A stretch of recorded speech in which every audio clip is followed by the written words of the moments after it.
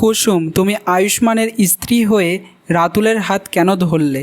কেন এমনটাই বলছে? সম্পূর্ণ জানতে হলে চ্যানেলটি সাবস্ক্রাইব করে ভিডিওতে লাইক দিয়ে দেখতে থাকুন। কুসুম সিরিয়ালের আজকের পর্বের শুরুতেই দেখা যায় ইন্দ্রাণী বলতে থাকে এই বিয়েটা যদি আসল হতো তাহলে কতই না ভালো হতো, তাই না? তখন কুসুম অবাক হয়ে যায়। এদিকে আয়ুষ্মান ঈশান দুজনেই তো ভয় পেয়ে যায়। তারপর ইন্দ্রাণী বলতে থাকে কুসুম, তোমার শাখা পলা সিঁদুর খুলে ফেলো।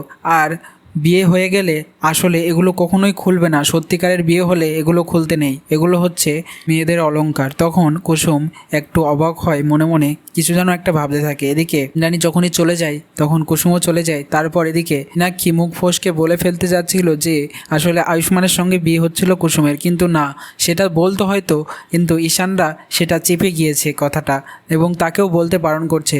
উল্টে তার উপরেই রাগ দেখালো ঈশান এবং আয়ুষ্মান।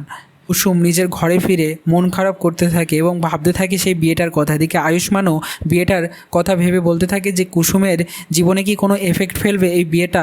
সবটা তো আসলের রিচুয়ালসের মতোই বিয়েটা হয়েছে, তাহলে কি হবে এবার? এদিকে কুসুম তার মায়ের ফটোর সামনে দাঁড়িয়ে কাঁদতে কাঁদতে বলতে থাকে এই সিঁদুরের মূল্য তো আমাকে দিতেই হবে মা।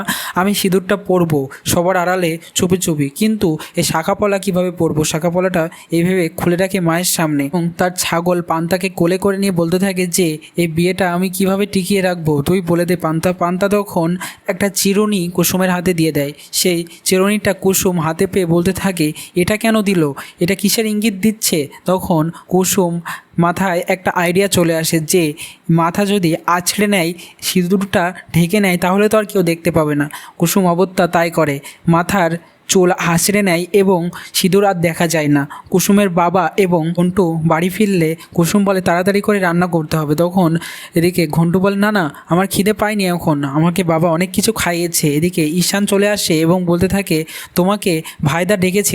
কুসুম অবাক হয়ে ভাবতে থাকে, ভয় পেয়ে যায় যে ঈশান সাহেব কেন আসলো আর ছোটো সাহেবই বা কেন ডাকছে আমায়, এই বলে সে চলে যায়। তখনই জানতে পারে যে রাতুলকে খুঁজে পাওয়া গেছে। হসপিটালে চলে আসে সবাই মিলে। রাতুল বলে যে তার সঙ্গে কি কি হয়েছিল।